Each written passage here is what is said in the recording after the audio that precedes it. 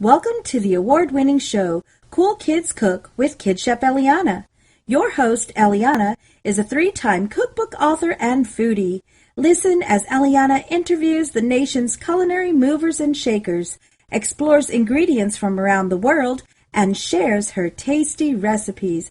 Here's your host, Kid Chef Eliana. Welcome to the program, Cool Kids Cook. I'm Kid Chef Eliana, a cookbook author, foodie, and your show host. Here's what's happening with me.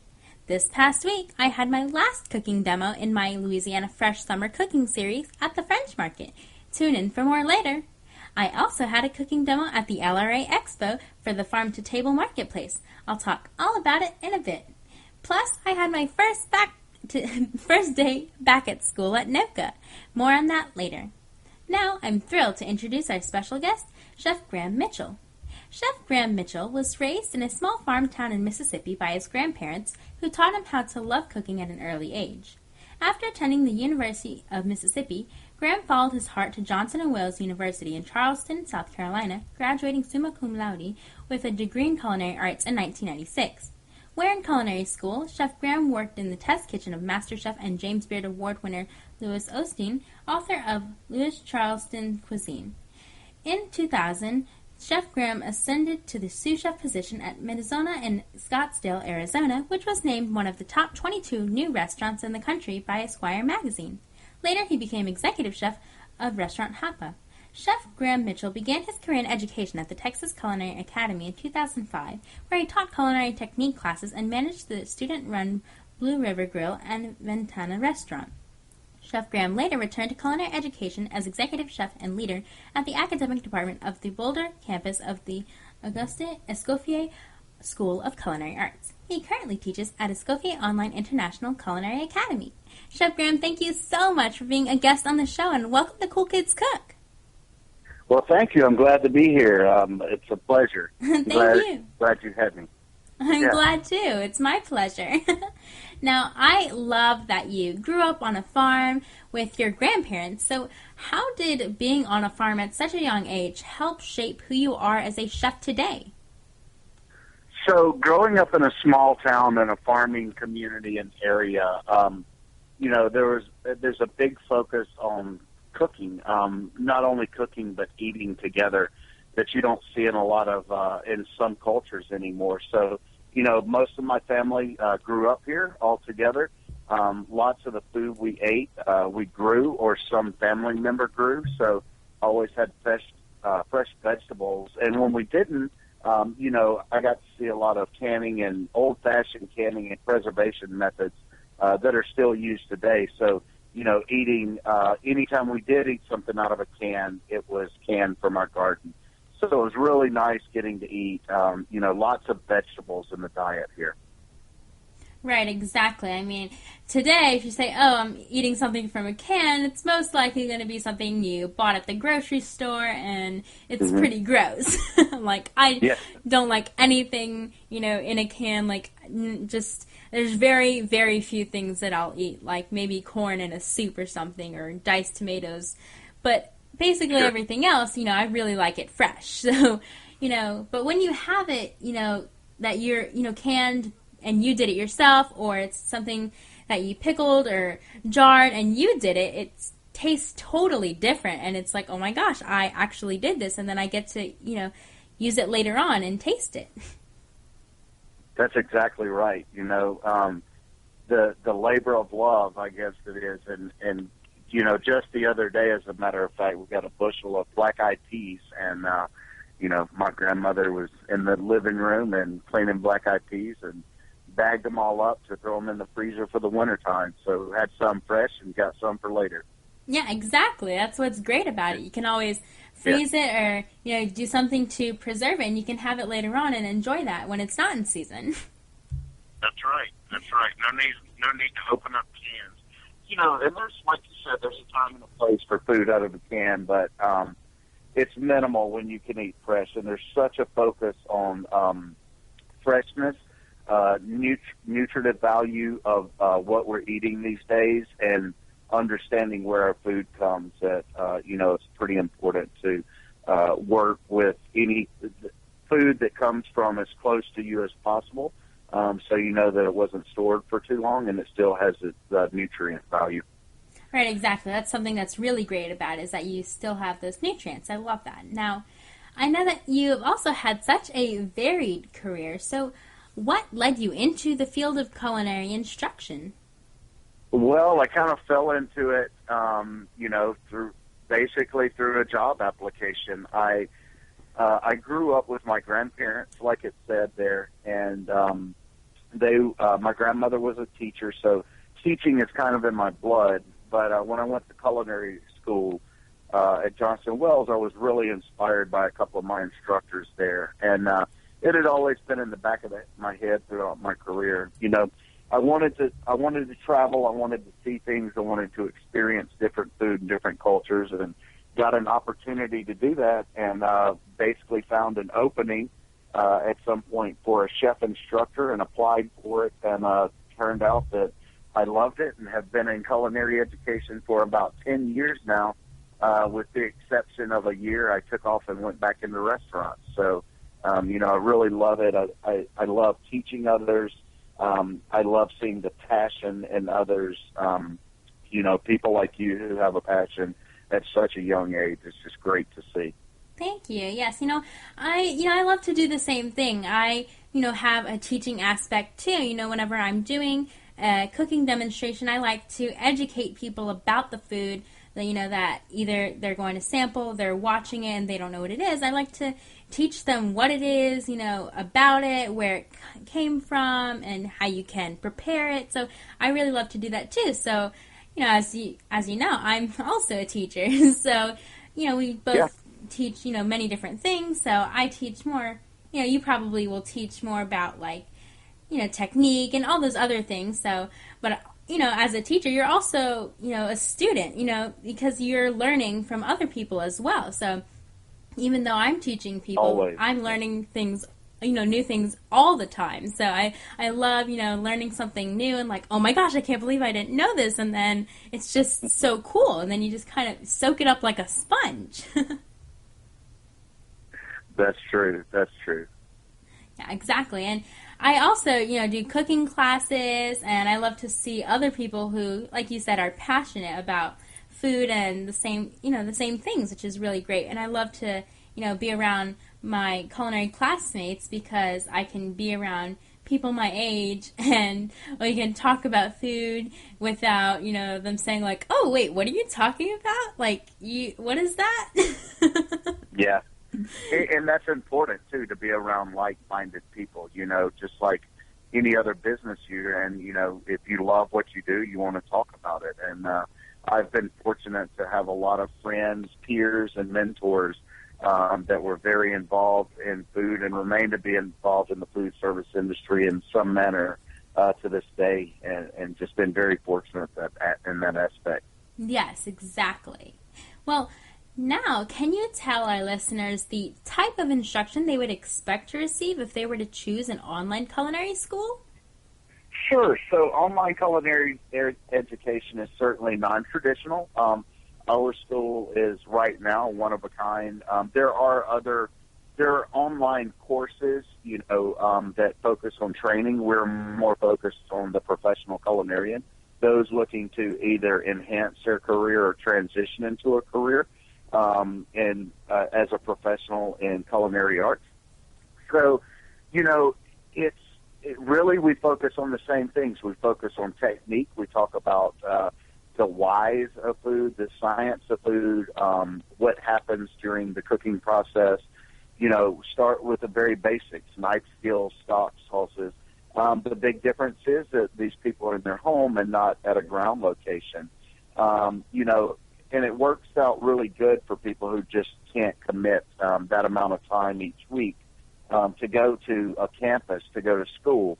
Our feedback, you and I were talking about audio and technical stuff earlier. Our feedback is audio. So basically, when students submit their work, they submit it through pictures, and through a series of pictures kind of talk through the submission, their assignment that they did, where they went wrong, everything down to knife skills, how you're holding a knife, how you're standing, how you're cutting, the outcome of the food, beginning to end. So it's really unique, but it works. It's working great. Wow, it's really, cool to hear of an online culinary school, and it's something totally different that not a lot of people might even know about, that it can actually be an option if you don't have, like you said, the time to go to Sure. a campus or anything like that. Mm-hmm.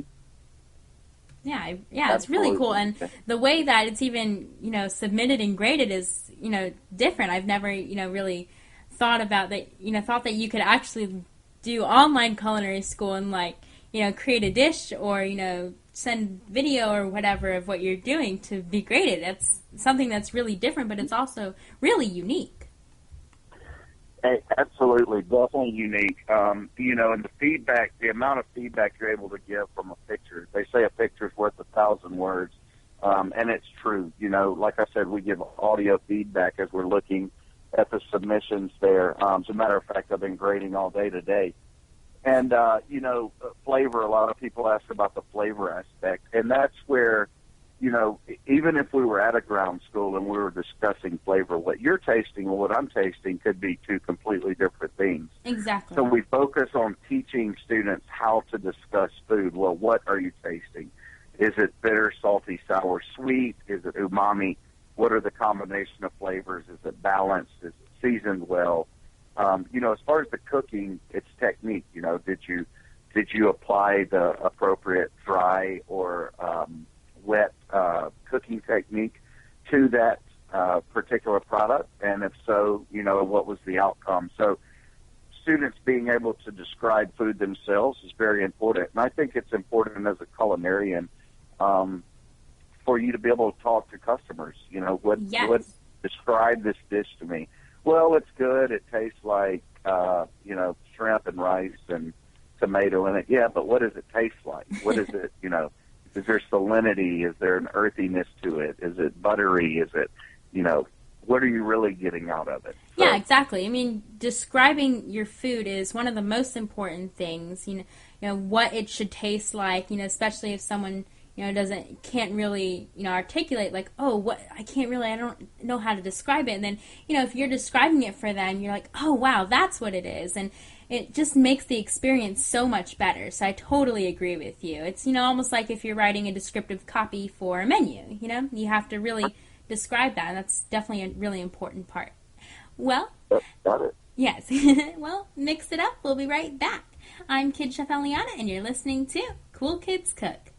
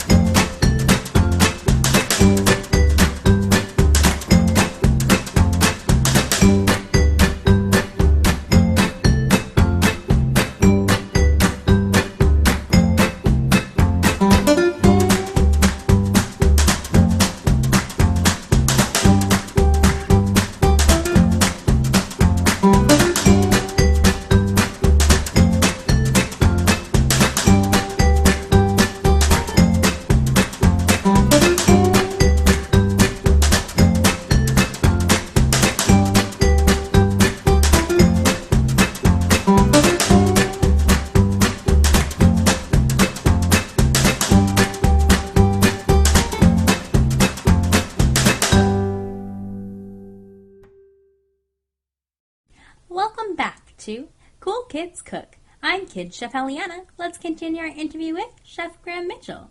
Now, let's find out more about you personally, Chef Graham. What's your favorite dish to cook, and what's your favorite dish to eat? Well, this is probably the toughest question I get all the time, and I get it to this day. Out of all the things I've cooked and all the different cuisines that I work with, probably one of my favorite foods in general are sandwiches. I love seafood. I love different types of meat. I'm a big fan of vegetables. But the cool thing is you can put all of those into a sandwich. And every culture has some form of sandwich. And I know that may sound kind of odd coming from someone who's been cooking for a while, but, I love putting together, I love great bread, great spreads, making your own mayonnaise, Yes. making your own mustard and things like that, and getting really good product to put into just a good sandwich. And honestly, that is one of my favorite things to eat. Other than that, I'm a big fan of noodle dishes. So I actually eat kind of simple, but it's all about the flavors and fresh ingredients for me. Oh, totally. It's all about, So that probably took you by surprise, huh? Yeah, no, not at all. I mean, everyone likes something different, but sandwiches are really great. You can do so many different things, like you said, and you can basically take anything, put it on some bread and make it into a sandwich, like whether you're using a bagel or 2 pieces of toast or homemade, sourdough or whatever it is, you can just kind of put it on a sandwich, whether it's like, eggs and bacon or just something that's completely strange and unusual that is like a delicious combination. Absolutely. And that's exactly what I love about it. I'm a huge fan of brioche, by the way. That's my favorite bread. Yeah, brioche is very delicious. Yeah. And, I mean, if you have fresh sourdough, that's so good. And I also like to make homemade baguettes, and they're just really easy. And, they come together very quickly, so that's good. And, of course, like you said, noodle dishes are awesome. I mean, who doesn't love, like, a really good, like, authentic ramen or pho? Those are just really great. And pasta dishes, too. Oh, yeah. Good, simple stuff. Oh, yes. Well, now, can you share with our listeners your funniest or most disastrous food memory? Well, actually, so it's funny because it kind of ties back to the last one. Throughout my career, I worked. I had the opportunity to work with a couple of Japanese chefs when I was in Arizona for a while, and big fan of noodles, big fan of all Asian cuisines, but in particular noodles. And I love pad thai. It's one of my favorite dishes ever to eat. That's really my comfort food. And as many things as I've cooked throughout my career, and as many types of foods I've worked with, to this day, I still struggle to make the ultimate, not struggle, but work to make the ultimate pad thai for myself. So probably that, and trying to make homemade fresh ramen noodles for the first time was the most disastrous food memory. Those are alkaline noodles, so got everything together and put everything in there and dropped it into the water and just turned back into a big ball of doughy mush. And so I'm still working on that one, still trying. Oh, yeah, there's always going to be those mistakes, and you mess up, but, you learn from your mistakes, you learn from your failures, so, you just have to keep trying, and you're not always going to get it right on the first time. I mean, there's many things that I still can't even, get right. Oh, sure. And, we just keep trying and keep having fun with it, and sometimes it's great, and sometimes not, so... Yeah, exactly. We eat our successes and our mistakes.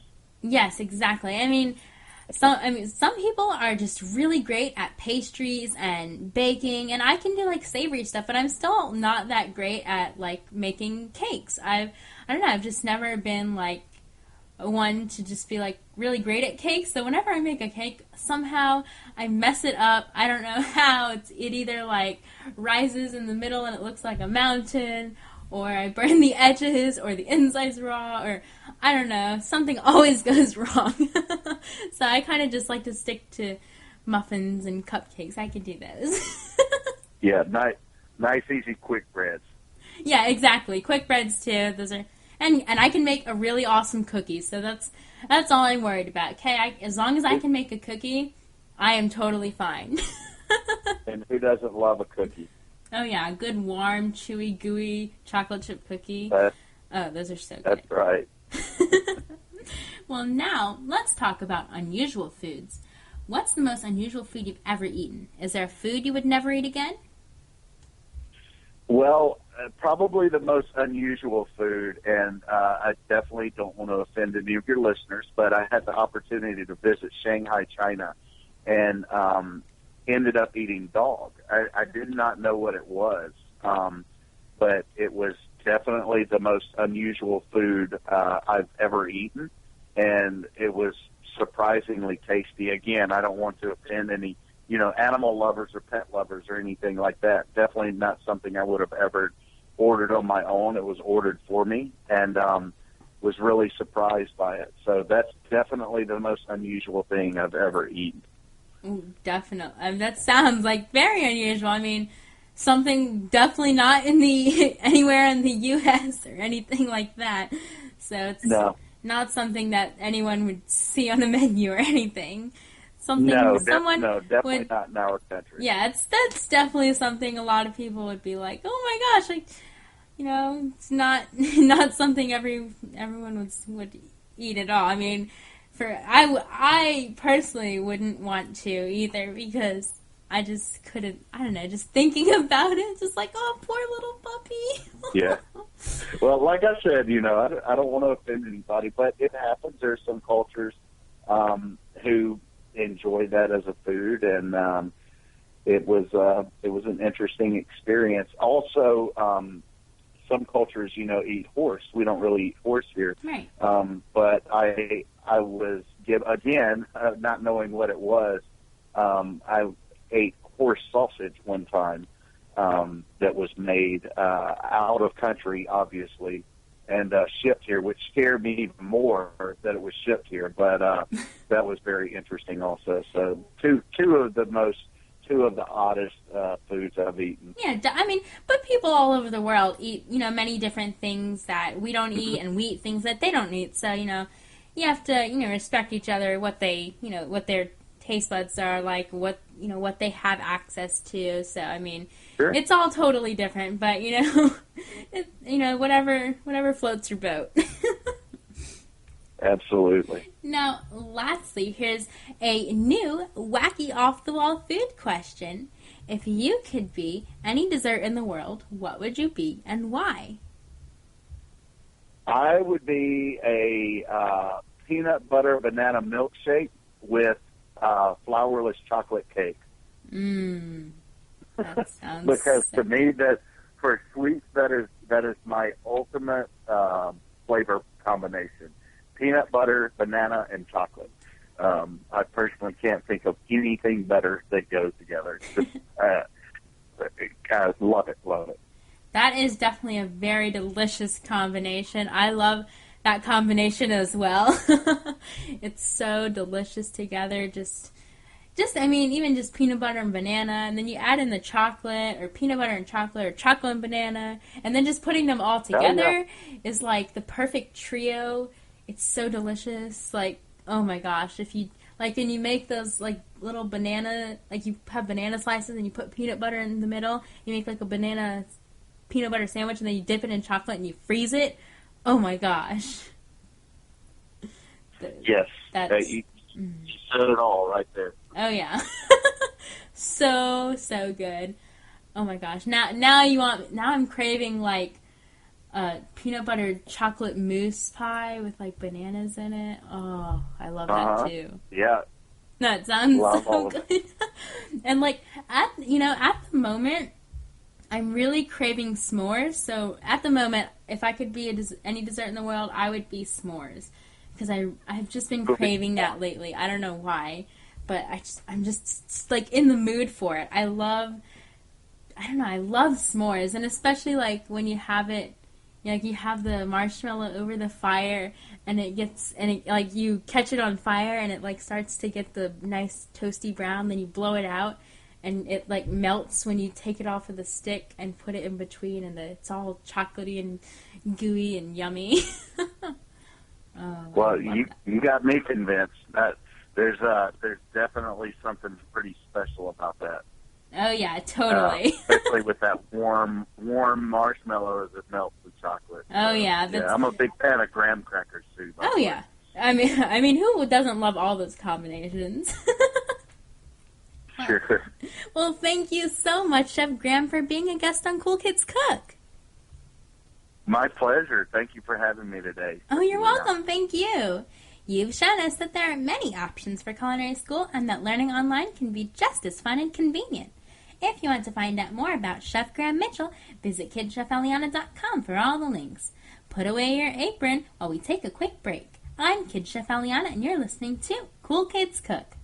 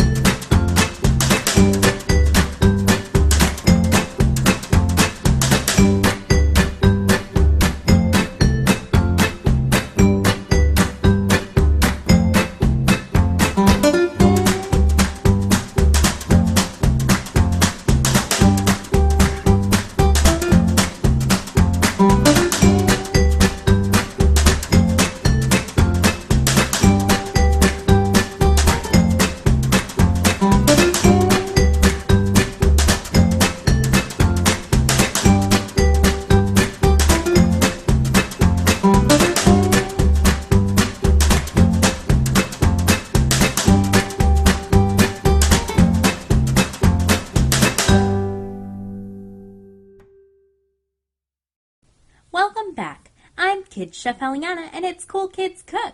It's time for a Tisket, a Tasket, what's inside my basket? Today's secret ingredient is Bok Choi. Let's talk about Bok Choi.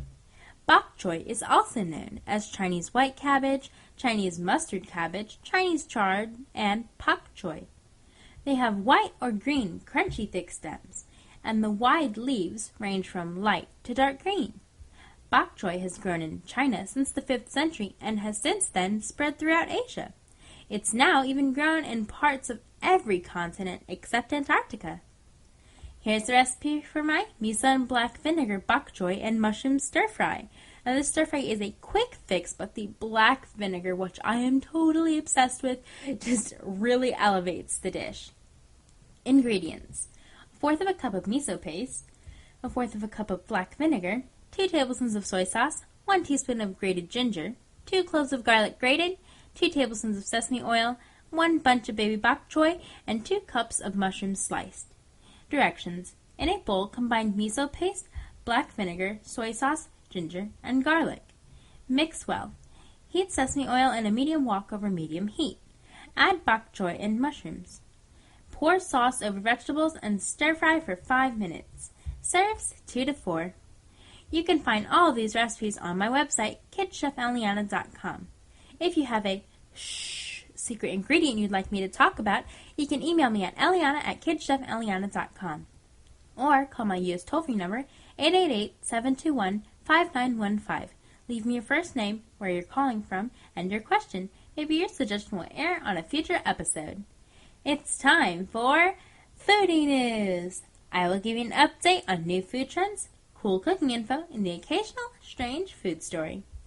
M&M's has come out with a pecan pie flavor. Pecan flavor will be mixed into the milk chocolate base, and they'll probably have a bigger release closer to the holidays. How much do you love Taco Bell? I bet you don't love it as much as Brittany Nicole Creech, who took her senior photos at a Taco Bell in the St. Louis area. She took many pictures inside and outside the fast food restaurant. To see all of her photos, you can check out the photographer Brendan Batchelor's Facebook. In Japan, there's a ramen museum. Yes, that's right. The Yokohama Cup Noodles Museum is celebrating its 4 million total visitors with cup noodles ice cream. Flavors sold will be curry and soy sauce for 300 yen, or $2.41. Additional toppings include bits of vegetables, shrimp, or even mashed potatoes. On August 13th, 2015, Morton's The Steakhouse celebrated National Filet Mignon Day by selling $1 petite filet mignon sandwiches in the bar area at all of their restaurants across the U.S. And that's this week's foodie news. Hey, Kid Foodies, I'd love to hear from you. Tweet me. I'm at Kid Chef Eliana. Send me your questions and ideas, and we'll connect. I'm also Eliana Cook's fan page on Facebook. On Instagram and Pinterest, I'm Kid Chef Eliana. So, you know where to find me. You're listening to Cool Kids Cook. This is Kid Chef Eliana, and it's time for the Cookbook Shelf. In this segment, I'll review the latest cookbooks and share it with you. Today's cookbook is Salted, a manifesto on the world's essential mineral with recipes, written by Mark Bitterman, who was my 4th anniversary guest of my radio show. Now, this is a very cool cookbook that I really, really love, and he actually sent me the cookbook, and he sent me two. One to keep that was actually signed to me, which I love so much, so thank you so much, Mr. Mark, and one to give away, so I will be giving that away next week, so super excited. I love that. Now, this book is just really great because it talks about all the types of different salts in here, and it's really awesome. It explains, the promise and allure of salt to thousands of visitors from across the country, who look for his collection of salts. And like he said, on the show, salt is just so important, and I totally agree with him. As you know, I'm obsessed with salt. And this cookbook has more than 50 recipes that really showcase, the versatile and marvelous ingredient of salt. And it even includes a field guide to artisan salts, profiling 80 varieties of salt, and then it explores their characters and unique stories, production methods, and even uses in cooking.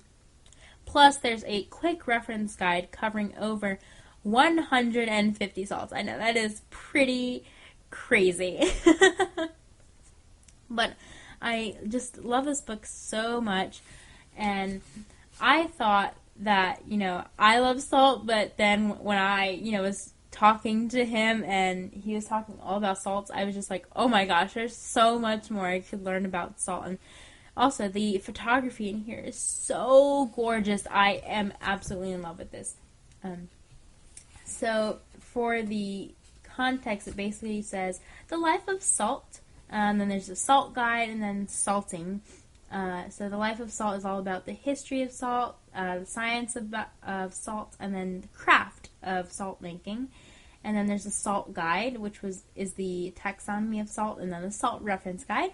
And then salting is talking about how to strategically salt, how to use salt when it's an uncooked food, when you're curing, grilling, brining, roasting, baking, all of that, cooking on salt blocks, frying, boiling, and desserts and drinks and everything. So it's really, really cool. So, it really talks all about the history of salt, which is really cool. And I don't know, I didn't really know as much as was in the book. It's talking about the Salt Road and all kinds of things. So it's really awesome. And then he also, has all these great recipes in here that just look really delicious. And I actually have a salt block of my own. It's a Himalayan salt block that I got a few years ago as a Christmas gift, and I was just like, oh my gosh, this would be so cool to cook on it, and I cooked on it maybe once, and I haven't really done anything on it since, and I know he has like a whole section on how to cook with salt blocks, so I'm super excited to look over that and see what else I can do with my salt block, because I, probably don't know as much as whatever he has in the book, so that's really cool. He talks all about like the harvesting of salt and the different kinds of salt. It's just really, really cool. And my favorite part, I think, might even be like the salt reference guide, like the quick reference guide, because it has so many different salts. It has the pictures of the salts, the name of the salt, the description of the salt, the application on how you should use the salt, the flavor of the salt, and then using the salt, what it's great for. So that is really, really cool. It's a really good to know.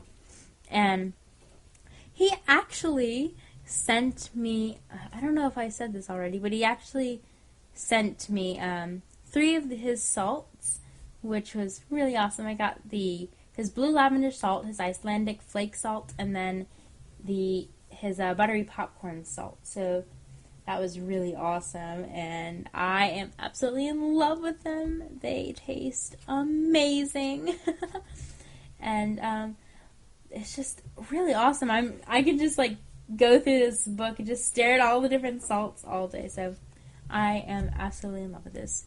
So you should totally check this out. And it's really cool. So I love this. It's got smoked sea salt. Like this one that I actually turned to was the gold smoked sea salt, which I actually have. It's one of his that I have, and it's really awesome. I use it on tons of different things. So that one's really one of my favorites of his. He really introduced me to actually smoked salt, and I love it now. I'm totally in love with smoked salt now. It's just really, really awesome. And like those recipes look so good. Like butterleaf salad, shallot vinaigrette, and Malden salt. Like wow. Chev with Cyprus black flakes, sea salt, and cacao nibs. And again, the food styling and photography is amazing. Oh my gosh. Steak tartare with Helen Mon, which is the gold flake sea salt. Oh my gosh, that is awesome. So totally just check that book out. It's the cookbook out. It's really awesome. It's got tons of great information. Well, explore some new salts. We'll be right back. I'm Kid Chef Eliana, and you're listening to Cool Kids Cook.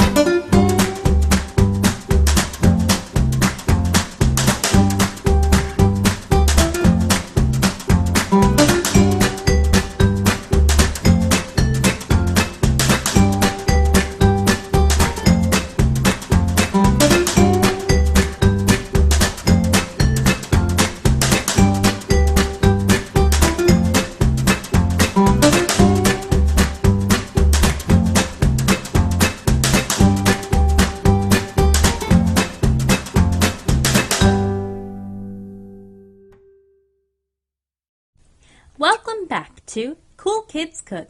I'm Kid Chef Eliana, and it's time for Figure Out This Food. I have a game on my Facebook page called Figure Out This Food. I post a close-up of a food item, and the first 3 guesses get a shout-out here. Congratulations to Roberto Catacaro and Sokon Chow for guessing Kaffir Lime. Let's talk about Kaffir Limes. Kaffir limes are commonly grown in Indo-Chinese and Malaysian countries. The fruit themselves are about 4 centimeters in diameter and have a dark green in color. The skin is also very rough and bumpy. The leaves are chopped and cooked in many soups, curries, and stir-fried dishes. They can also be used fresh in salads. You can even use the zest of kaffir limes and add it in curry pastes. Now, I actually had pretty busy weekend/week. As you know, I was at the LRA EXPO, which is really fun. And I was also attending the F2TI. So, you know that all of my interviews last week were from F2TI and the LRA EXPO. And right before I had those, I actually did a cooking demo at the French Market, which was actually my last cooking demo in my Louisiana Fresh Summer Cooking Series at the French Market, which is sad. So the summer is coming to an end. It was my last demo in my series. But even though it was my last one, I had to still make something really delicious. So at this one, they mostly just had watermelons and tomatoes, and there were some like beans and peas and stuff. But I decided that I would do a watermelon and tomato bruschetta, and they had the Holla at Me guy, holla as in like the bread, and he was selling focaccia. So I said, oh, I could just, buy the focaccia and the watermelon and the tomatoes, and I can just make the focaccia. Make the bruschetta. And then I thought, oh my gosh, I don't have any cheese to make it. And then I said, oh my gosh, one of my favorite places there, Alberto's, with the owner Antonia, I know she has awesome cheeses there. And so she donated some mozzarella cheese, some fresh mozzarella cheese to us. And that was really awesome. So she donated it to me, and I just decided to just do the demo with those ingredients. It was really simple. I also brought herbs from my garden, so I used lemon thyme and lemon basil from my garden because I had an abundance of it, and it turned out very, very well.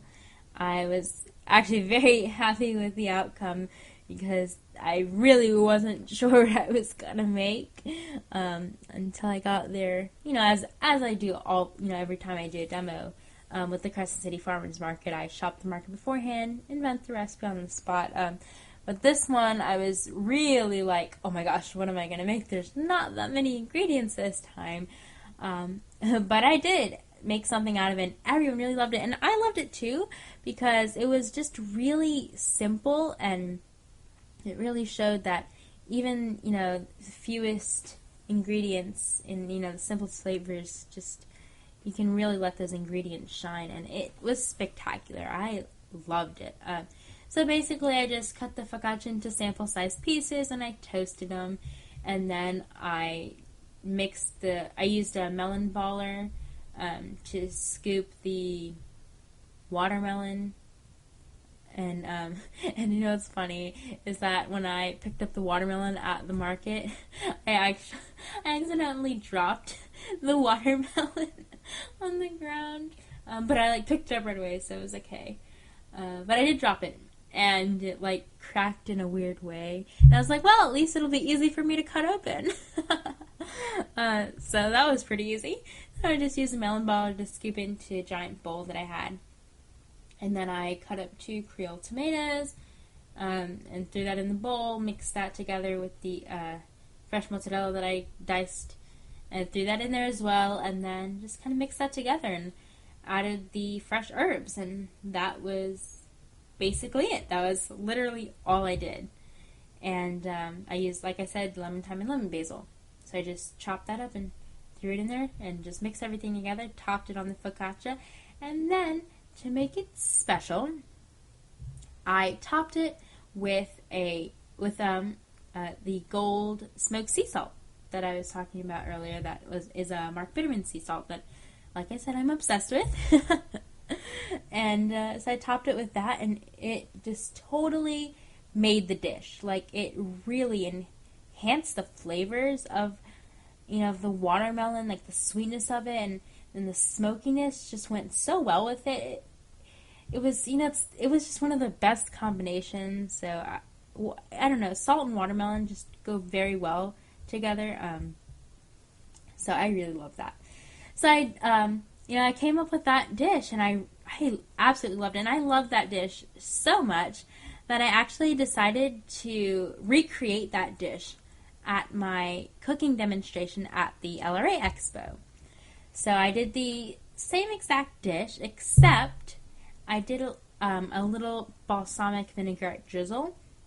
I thought that would be really great to put on there. I thought it would, add a nice touch, flavor of like the acidity and the sweetness and the smokiness, just all combined together would be really great, because I know like watermelon and balsamic just kind of work very well together.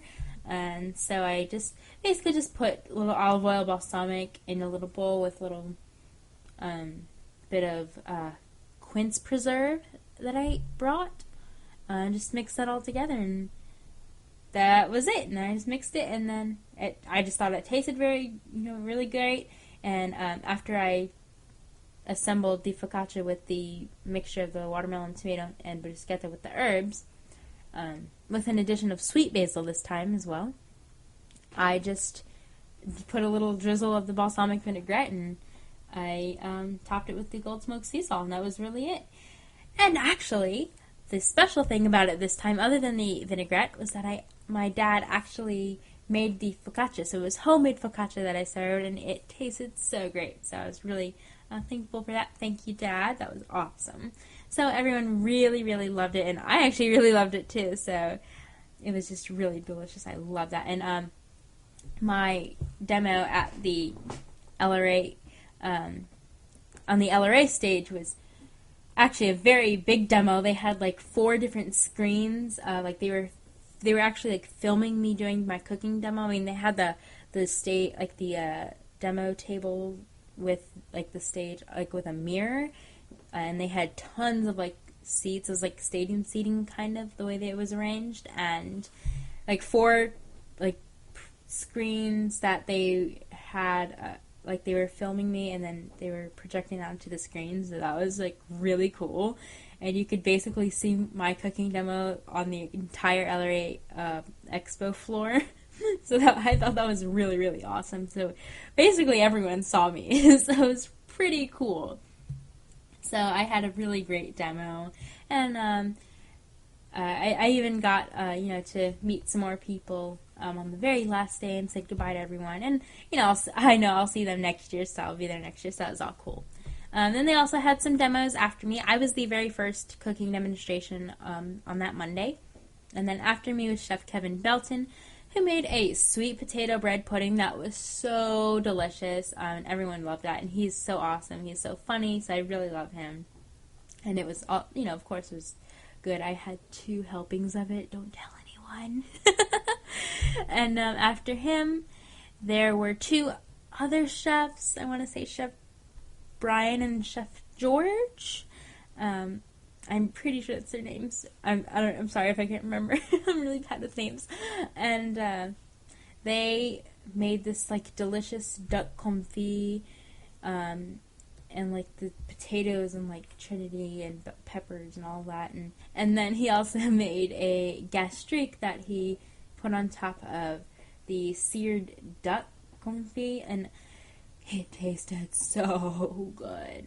So that was just a really awesome day at the LRA Expo. I absolutely love that. And then I also had Prelude at NOCCA. So basically it was just like going over the rules for like arts and all that in NOCCA. The next day was my first day back at NOCCA, so I'm excited to be back in school, see all my friends, teachers, go to culinary arts, all of that, and, you know, be a sophomore, like 10th grade. I don't know, that's crazy. I can't believe I'm already in 10th grade. So I had my first day back and, you know, really just talked about what we did over the summer, had lots of fun, talked about what we'll be doing in classes, and culinary arts. We talked about like all the best things we ate this summer, what we did, and also, you know, what our curriculum is this for level 2s, or, you know, for this year. And this year we're studying international cuisine, and I'm so excited. I guess by the time you hear this, this will be the week that we're studying France. But as of now, it'll be next week for me. So we'll be studying France for our first week, and then there's so many more that we're going to be covering, and I'm so thrilled. I'm just so excited. I can't wait because I love international cuisine. So this is going to be such a great year. So I love that. Well, that's all for this week. I'll leave you with this quote from Albert Einstein. Life is like riding a bicycle. To keep your balance, you must keep moving. Thanks so much for joining me. I'm Kid Chef Eliana with Cool Kids Cook. Bon appetit. I'll see you next week.